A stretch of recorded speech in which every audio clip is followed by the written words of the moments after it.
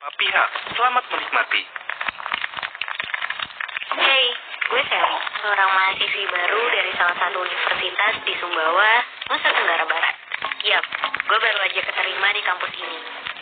Perjalanan yang sangat panjang banget dari kota gue, yaitu Tangerang Selatan, yang mengharuskan gue menempuh dengan bis antar pulau. Ini priceless experience sih buat gue. Oh iya, sesampainya di sini, kita kurang lebih ada 700 orang dan langsung diarahin ke asrama Rusunawa. Setelah pembagian kamar, dapatlah gue nih di lantai 4 bersama 3 teman baru gue lainnya yang berasal dari Jabodetabek juga. Namanya kamar 4A6. Ini pertama kalinya dalam hidup gue jauh dari rumah dan orang tua. So, gue berharap bisa beradaptasi dengan baik di asrama sini. Karena perjalanan yang panjang, badan gue terasa capek, lemas, dan letih. Ditambah sekarang udah jam 2.15 dini hari. Gue memutuskan langsung istirahat tidur. Keesokan harinya, gue bangun dan langsung beres kamar bareng teman-teman lainnya. Kita bagi-bagi tugas, dan gue kebagian ngejemurin kasur di balkon biar nggak berjamur dan hilangin bau apeknya. Maklum, namanya juga sama. Perlu kalian tahu nih, di asrama ini ada balkon di setiap kamarnya. Waktu gue jemur kasur, gue kaget pas ngeliat sekeliling asrama, ternyata hutan. Suatu pemandangan yang jarang banget gue lihat selama gue di rumah. Soalnya kalau di daerah rumah gue mah, kanan kiri udah bangunan semua.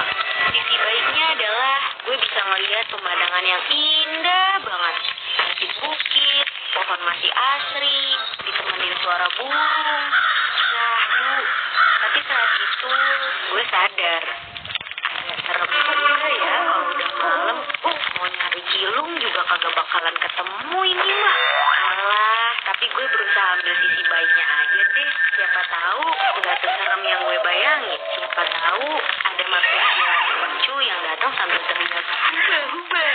Udahlah, daripada ngaco, terus gue balik ke kamar. Karena perkuliahan masih 1 minggu lagi, alhasil gue harus pinter-pinter buat ngabisin waktu. Lumayan kan, hitung-hitung nyegerin badan dan pikiran sebelum kuliah.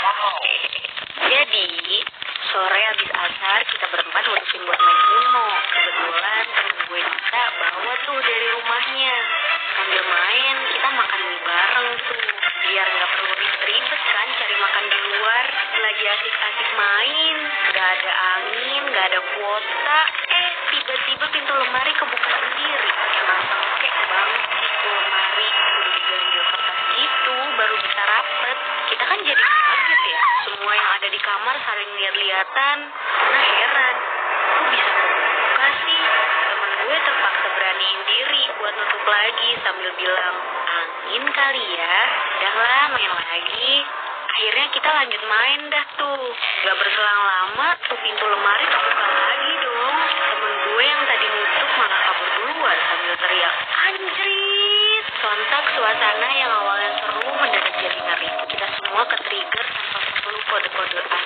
Semuanya langsung kabur ke arah koridor.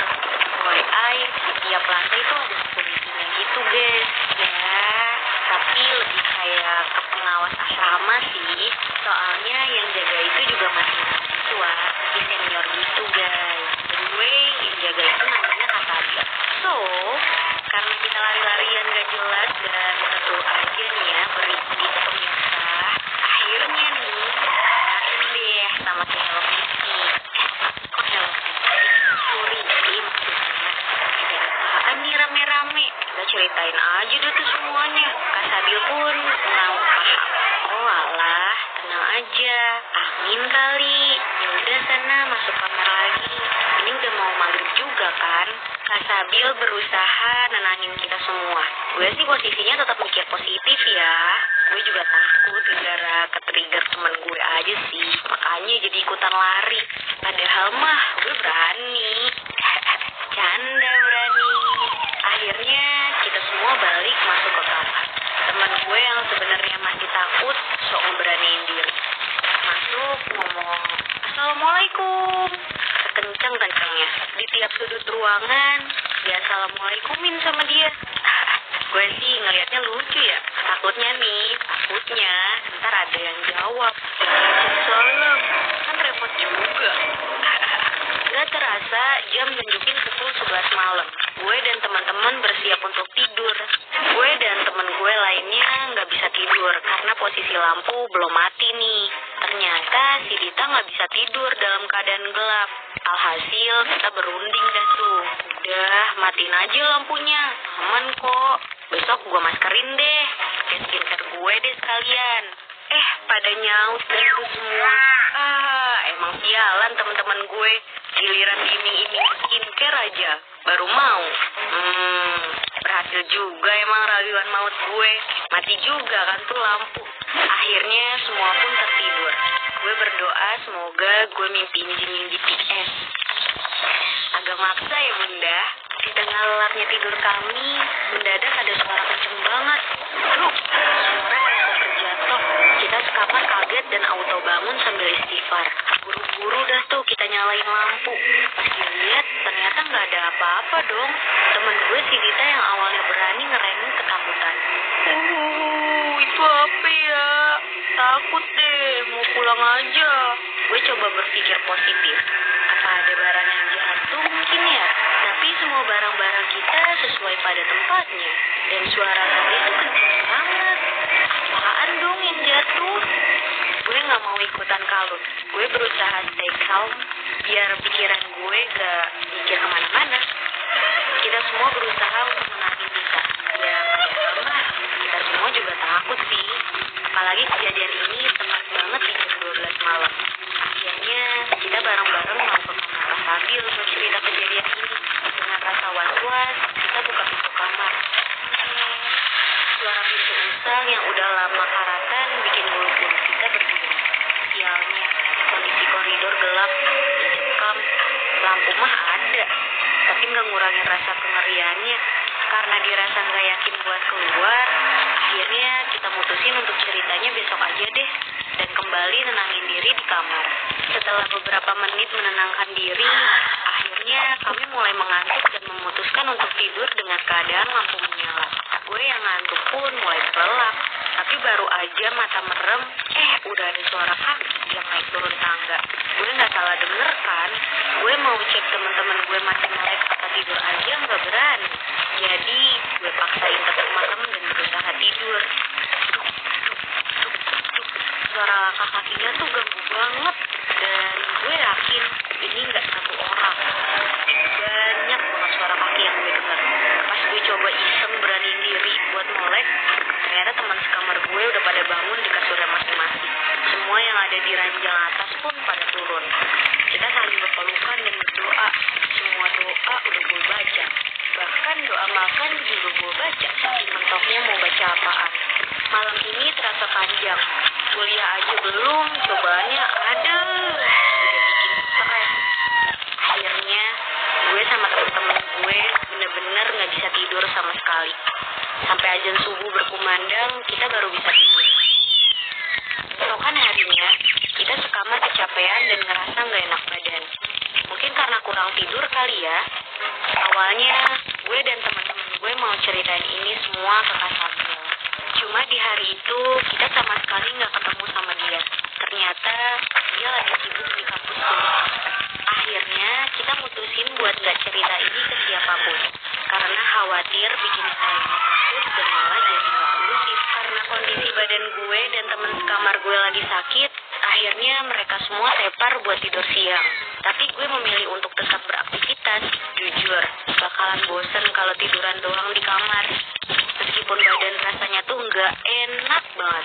Pegel gitu deh rasanya. Siang itu gue lapar. Dan mutusin buat cari cemilan di kantin asrama. Perut udah kenyang, hati pun udah tenang. Gue balik nih ke kamar. Pas gue buka pintu, gue kaget. Lihat temen gue tiga-tiganya kayak kaku gitu. Sumpah, sampai gue kering aja nih kaku ini loh. Entah kenapa, gue yakin mereka seakan mau bergerak tapi nggak bisa. Dan kondisi mata mereka tuh merem semua. Perasaan gue yang gak karuan seakan memaksa diri gue buat bertindak bangunin mereka.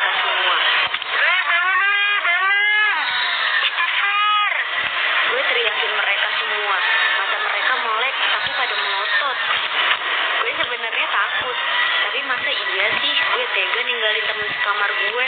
Akhirnya mereka semua bangun dengan napas yang ngos-ngosan, keringetan, dan ketakutan. Mereka cerita kalau mereka ngerasain ketindihan alias reprepan. Gila ya, siang bolong gini temen-temen gue digangguin setan. Mana ramean pula ketindihannya. Di saat bersamaan, tiba-tiba ada sesuatu yang kelempar ke arah kasur. Gue yang kaget melihat ternyata itu adalah Al-Quran. Astagfirullah, gue beneran takut banget ini. Gak percaya dengan apa yang gue lihat barusan. Dia teriak kayak orang kesurupan sambil menunjuk ke arah atas lemari. Dia teriak, pergi, pergi kamu, pergi. Kedua teman gue berusaha nenangin Dita dengan dibawa keluar kamar. Gak pakai lama, gue langsung lari-lari nyari Kak Sabil. Ketiga teman gue nyusul termasuk Dita yang mukanya pucat. Akhirnya kita ceritain semua kejadian horor ini. Sabil kaget dengan cerita ini dan coba nenangin dengan segala nasihat baiknya. Coba kalian ngajiin kamarnya, kalian azanin tiap sudutnya. Nanti kakak panggilin ustazah supaya diusir penunggu kamar kalian ya. Singkat cerita, kamar gue dibersihin tuh, dibantu sama beberapa dosen dan ustazah. Diusir di penunggunya. Kalau kata mereka mah, kamar kita harus diruqyah. Alhamdulillah, sekarang gangguan itu udah gak pernah lagi kita alamin. Gue dan teman-teman gue hidup dan tumbuh dengan baik di sana. Gak kerasa tahun berlalu. Akhirnya masa gue tinggal di asrama putih ini selesai. Dan gue mutusin buat ngekos bareng teman sekamar gue lainnya. Bye-bye asrama angker. Pesan gue sih, kalau kalian tinggal di tempat yang baru dan udah lama kosong, ada baiknya kalau lu ngelakuin ruqyah kamar. Kenapa? Karena bukan cuma manusia aja yang bisa diruqyah, tapi rumah atau ruangan juga bisa guys. Dan ini super efektif untuk mengusir penunggu yang suka ganggu. At least untuk gue dan teman kamar gue, ruqyah kamar sungguh cara ampuh usir hantu pengganggu. Oh iya, gue harap kalian juga bisa sharing cerita kalian ke channel Gue Punya Cerita. Caranya gampang kok. Tinggal kirim ke guepunyacerita.id@gmail.com. Dan jangan lupa like, share, komen, dan subscribe channel Gue Punya Cerita. See you guys!